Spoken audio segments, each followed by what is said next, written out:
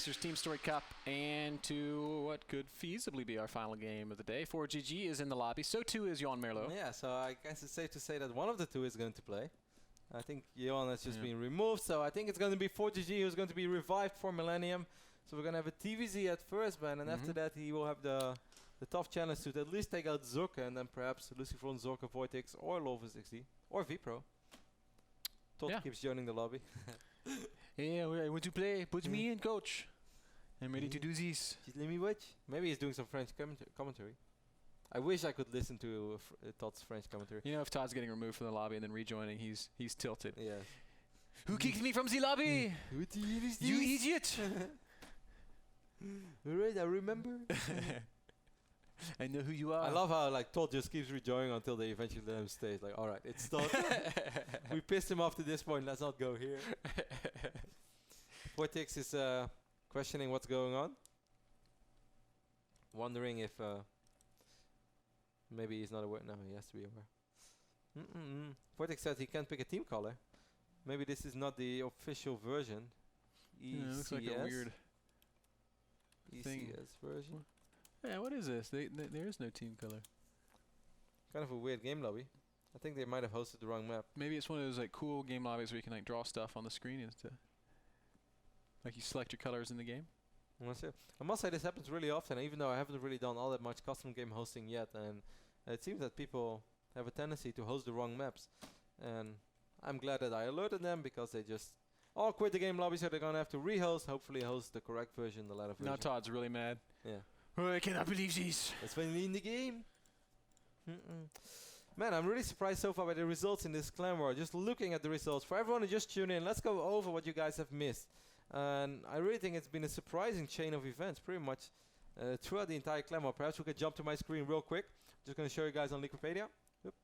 Here we go. It started off with Vipro taking out Feast. I think that's relatively surprising. Him beating Ghost User I find very surprising. 4GG beating Vipro is perhaps not that surprising, but if you guys have missed the game, Vipro was way ahead, played really flawless in the first 15 minutes of the game, put himself in a great position, then just gave it away. Lucy taking out 4GG, not a big upset, but still I think a lot of people would have predicted 4GG to win. Then Adelscott defeating Lucifron is quite the upset, in my opinion, and Vortex defeating Ado perhaps not all that much, but so far, overall, it's been a very surprising clan war. Don't you think so? Yeah, I think so too. I gotta say, I'm really impressed with Caronte. Caronte? How do you say that? Yeah, Caronte. Caronte? Yeah. Caronte? Caronte. Sounds kind of French. Yeah, I Which know. doesn't make sense because they're Spanish. But I used like the Google Translate, put in Caronte, and then like Sparent, and that's what they said. So. Caronte? Yep. Kind of like guarantee? Caronte? A little bit like that. I don't know why. I think because after you try to imitate Todd, you're going to put everything into a French accent. It just kind of gets stuck that way, you know? It's kind of like when you do the Ukrainian accent or the Russian accent. It's like all your accents are going to sound like that from now on. Like if I tried to do White Raw, I would sound French. I really like watching like one of those movies where there's like a really strong Eastern European accent, and for the rest of the day I talk like that. Boy, you haven't seen The Wire yet? Yeah, I've watched... I watched like all of season 1 with you in Germany. Ah, okay. And then I didn't. Have you watched the season 2? Because season 2 is really awesome. But you told me about bodies. Yeah. Well, always bodies. Yeah. With Sergey, there's like this badass Russian. His name is Sergey, and he doesn't want to give his name. And then the guy's like, "What's your name?" All right, then I'll just call you Boris. And then the Russian is like, "Boris.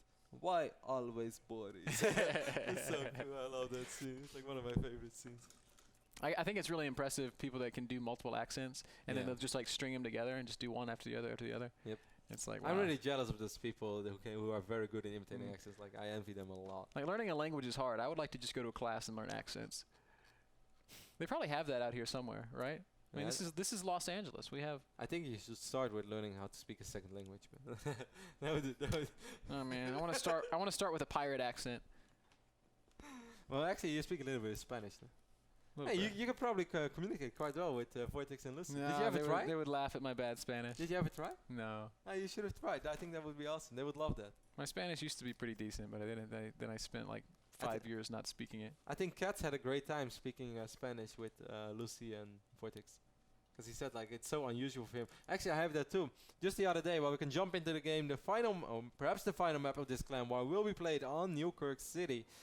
Which is, of course, between Vortex and Millennium. 4GG, of course, a super strong player, so it doesn't have to be the final map at all. Just a small little side story. Just the other day, I got asked to do like a mini interview on Dutch radio, but it was like 4:30 or 5 a.m. That's like the time that the only people who are listening to the radio are like those truck drivers from Eastern Europe who somehow end up in Bodies. yeah, Boris in a truck who just drove 3,000 miles and suddenly hears me on the radio. So it wasn't really a big deal, but they asked me to do it, so I said sure. And then I had to talk about StarCraft in Dutch, and I realized like how difficult it is, man. I felt like I came across as such a dork. Like I tried to make it sound cool, but instead I just like tried way too hard. Like I tried to be this guy who like, really man, this thing is really cool. It's really cool. It's not nerdy at all. But actually you come across like super nerdy. I was like, God, I'm never gonna listen to that. And I was like, man, I'm gonna have to think about it in the future, how to talk about StarCraft in Dutch without coming across as a total geek. Then again, only Boris was listening, and Boris probably didn't even speak Dutch, so no worries. Well, Newkirk Precinct, our map here, we can see, well, not much yet. Still the very early phases of the game. TVZ, really exciting matchup, as it's been proven to be in Heart of the Swarm. Yep. We've had the resurgence of Mutiling Bane. And if there's been one crazy map, oh, look at his supply depot, man. Why are his depots so Look at fancy? this, like, look at the lamp right there. That's Yeah. like a very like sad, lonely scene. Can you zoom in on that? No, I can't zoom on this PC. You can. It's like here. No, that's like just Boom. Look Check at it this. out. It's like a lonely night in New York City. There's like one SCV working by himself. I walk a lonely street. He's It's like a Green Street or Boulevard. How's it called? Boulevard of Broken Dreams. Yeah, Boulevard Broken Dreams. It's like if you walk downstairs with your machine gun in your hand. Yeah. The only one that I have. And now look, now he ever has a friend. Oh, hi. No, this is like the dodgy friend you don't want to meet in the middle of It's the night. Scumbag Steve. Yeah. Scumbag Steve, get out of here. Tries to help you build your barracks, instead punches you in the face. All right, man. In all seriousness, we've seen some crazy games on this map already. Of course, if you guys have not watched any of the MLG action, you might be unfamiliar with this. But if there is one map which has a tendency to go into extreme late game, it is definitely Newkirk City right now. It's very easy for Terran to split the map.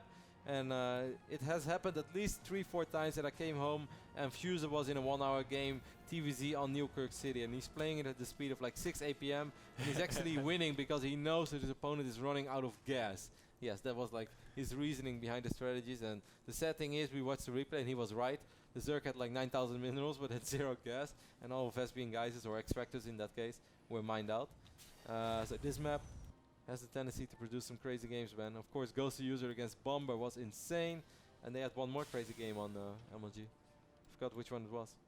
You remember the other crazy TVZ we watched? Life versus Flash was kind of a stomp. Life versus Innovation. No, that was Flash versus Innovation. Dude, I know exactly what you're talking about. Maybe it was Last. Life against Last, but I can't remember that game. No, Life Against Last was sick. That was a great series. I think that was it. And they didn't play Newkirk. No, they played on Whirlwind. They played with Whirlwind, Cloud Kingdom, a couple of others. No.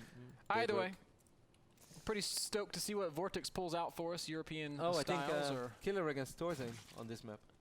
That was a very long map. I don't think I saw that one. Yeah, it was with all the battle cruisers and the Yamatas. He kept using Yamato cannon. Was that the first day? I wasn't there the first no, day. you were there. You were watching it with us. Was I? Yeah, because Killer had like 0 army and Torzane was like 100 supply ahead, but then Killer stayed in the game for 35 minutes. Oh, that stupid game. That game was terrible. Torzane lived up to the reputation of being the Spoon Terran. He killed Spore Crawlers 1 by 1 with Yamato cannons. It's pretty awesome. I think it's Carante. Alright, we'll rule with that. Really quick layer, by the way, Ben. Focusing on Australia. You're the Zerg player. You've played a lot of ZVT already, so tell the people at home about it, because instead of just talking about nothing. Well, you know, I'm still trying to sort of figure out the best way to do it. The Koreans, or Life, I should say, has shown us that Mutiling Bane is phenomenal in Heart of the Swarm because it kind of deals with the bio-mine stuff that's been getting really popular. For me personally, I've just been playing Zergling Baneling into a pretty fast hive and then getting Ultras out because honestly, the investment into mutas is worth it when you can play at that speed and not screw up. But I often find myself making small mistakes, and when you make a small mistake with a pack of mutas, you end up losing games. I am a little surprised that we see no Reaper opening because a Reaper is basically a free scout. Whoa, hello. This I was not expecting at all. It's going to be Roach-nitis. I was actually feeling Roach drop just because he went layer so quick. I thought he was perhaps going to go for Roach drop in case 4G would go heavy mech style. Taking a look at this so far, not the case yet. Does he have vision of the corners of his base? No. He's not gonna see. Oh my god. I think he might see. You think he If he sees the puts knight? it like there, I think he sees it. If he puts it there, maybe not. I don't think he would see it. We'll find Let's out. see. He's got pretty good vision of his base. Either way, even if he doesn't see it, the fact that he's going bio like this. Nidus kind of always ready, man. The first roaches are out as well. I think this is going to be really tricky. I think he should. I mean, I feel like he's got all the tools he needs to defend it regardless. Can he see that? Yeah, but if he's easy, like all his units are out on the map without those 6 Hellions, he's going to be in bad shape. Does he have vision? No. Oh, yes. He does. He does have vision, but he's not reacting to it. No, he does, but it's a little too late. It's all over, but Nidus will finish, and here come the units. Is there enough for Stim. Vortex? Oh, absolutely. Oh my God, if he loses Stim, that's going to be a huge problem. Creep Tumor going down as well. SCVs and Marines are still really good against Roaches, man. Look how fast those Roaches die. Losing Stim is a really big deal. All the Hellions are out as well. It feels like not all the units are here from Vortex, as he only unloaded like 6, 7 roaches. Yeah, but actually has Nidus is 13. going to get targeted down. A couple more units will pop out, but that means there's no retreat now. And look at 4GG, see, so confident he's dancing his SCVs. This is going to be cleanly defended, man. I don't think that's. I think Vortex is behind after this. I mean, sure, this was a beautiful defense by 40G, but I also do not think it's like the end of the it's a world. second Nidus. Wow, and that's actually really good because there's not that many Marines over here. He could just kill SCVs, no? Like, why wouldn't he just kill SCVs right now? It's hard to say. Ultimately, 4GG does clean it up. He is definitely behind in supply. If we look at the worker tab, though, it's not that bad. He's got double orbital. It's 2 base Zerg against 2 base Terran. Yes, the stim was delayed, and that actually could be the real factor. I think the stim is like makes a world of difference. If 4GG has stim right now, obviously it's safe to say that he's going to be miles ahead, because as soon as these reactors keep running for a little while, he's going to have an insane amount of Marines with 2-4 medevacs. He runs across the map, and he has way more DPS than Vortex can ever dream of. But without stim, and without actually a single tech lab even ready to research stim right now, Vortex is going to have a lot of time to stabilize. Yep, and now he's just going to Nidus outside the front. I would like to see him throw down a Baneling Nest and go Roach Bane from here. I think he could get away with that. How do you feel about that? He keeps trying to go with the Niduses. Oh, if he gets those extra 9 roaches, that actually would... No, I guess he... I think he has to have Banelings for this to work. Whoop. Maybe if he can get 2 Hellions for free. No, he doesn't. 4GG is paying attention. This is starting to look better and better for 4GG and for Millennium right now. Medevacs and Bio so well just prepared. crush Roach, man. I don't think this is going to work at all. He will come up and he will take out the bunker, but there's so many units here. Actually, this Roach is doing a pretty good job against those Marines, but with all the reactors, now the tank is up as well. The tank siege up on top of the ramp is going to make 4GG extremely safe, and if he wasn't ahead yet, it's hard to say that someone's really ahead when he's down 12 workers. Yeah, he's down 12 workers, but he's got superior tech. He is ahead. There are no upgrades. Is there an eBay down for 4GG? I guess not. No. So, I mean, it's not a huge lead. It's a small lead. Stim is finishing up, though, and I'm serious. Vortex really, I feel, needs to back off of this, try and establish a third, as he's doing right now, and he's got to get some tech that can deal with the bio, because Roaches don't cut it. The Roaches won't cut it. The Devastation Pit is halfway on the way as well, but that's not going to be in time. Stim is going to be ready by the time that he marches across the map, I guess. Oop. Medevac speed boost being used immediately. Probably going to fly right across this Overlord. And this is where it gets really sketchy for Vortex. Dicey. Yeah. It's about to get real dicey. As it's so funny how it feels that like 4G is so far ahead in this game and he's down 30 workers. But that's of course going to change real soon. How many units does Vortex have on the map? Well, he has 14 roaches, but I'm not sure if that's going to be enough. As soon as Stim is ready, which will be ready within 20 seconds, Vortex is in quite a bit of trouble. 20 seconds is not going to be, there's just not enough units. It doesn't matter. Even without Stim, his bio army is pretty scary. The Roaches can't kill the Marines fast enough when the medevacs are there. If there were no medevacs, it might be different. Everything's going to die. Everything's going to die. Roaches will die one by one. Vortex losing a lot of units right now, slowly but steady. The Marine count is sort of dwindling, though. He might actually repel this. If he does, he's now on 3 bases with a strong economy. Wow, that's a very impressive defense to me. Don't you think a 4G should have just waited 10 seconds? That he actually had Stim all along? Because, I mean, if all those Marines stim, he has an insane amount of DPS. Now, by the time he stimmed, he only had, like, what was it, 12 Marines left? 10 to 12? Yeah, and now there's Infestors coming into play. And with does he have Vanishing Lance? Yeah, he does. It just finished. Are you sure? Yeah. Wow. And Roach Infestor is something that can work against Bio. Ooh, I don't know if I agree with this choice from 4GG, because if this fails, this is GG. He's got no third base. This is his whole army. These two matter of fact are like, all right, guys, see you later. We're quicker than you. I mean, if Vortex is out of position and the tanks are going to siege up, but this is of course going to be all on creep, and it's very likely that the entire bio army is going to clump up as well. Goes right past the Overlord. Oh Immediately, Vortex starts moving towards it. Moment of truth right now. Those units are going to unload. Can the tank siege? It should siege immediately. But the Vortex fungals, is a little bit slow. The fungals. Oh, my huge fungal does go down. Tanks are trying to focus fire the infestors, but Vortex looks like he has more than enough to clean this up. Easy hold. And 4GG is in a world of trouble. I cannot believe it.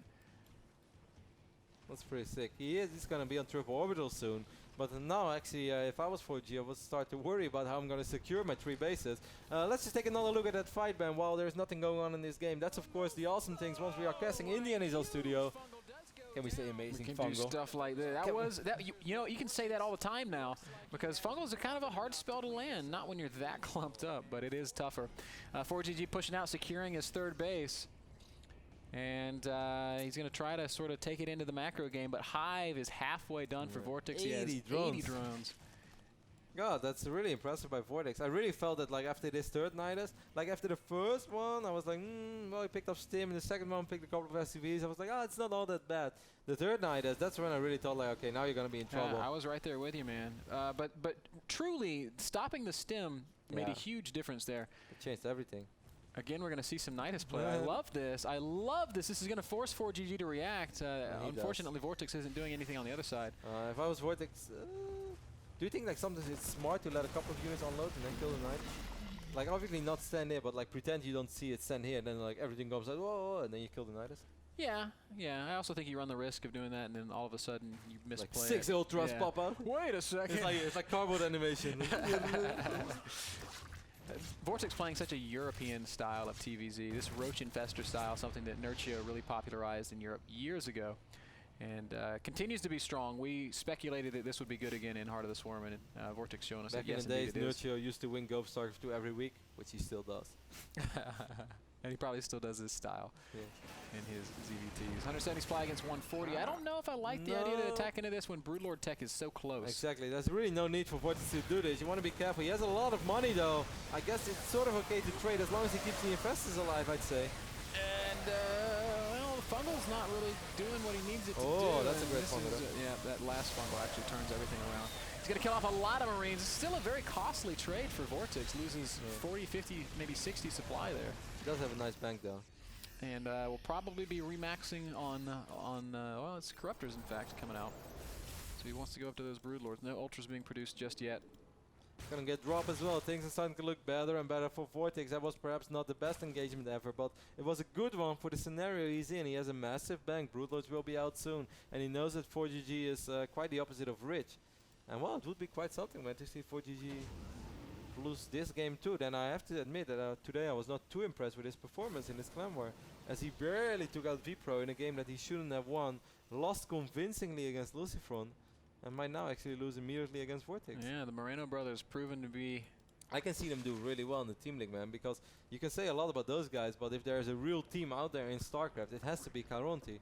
I mean, when you're blood brothers, literally, you have to feel quite a bit of team spirit. Yeah, certainly.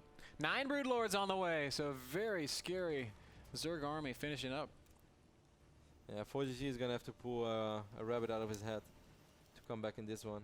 To show some real 4GG magic. Yeah, Marauder drop. This is kind of a throwback here, very old school. Trying to pick off hatcheries or important tech buildings, but looks like we've got a very well-prepared Vortex. Yep, plenty of lings. They're going to shut this down, and immediately 4GG lifts up and gets the hell out of there.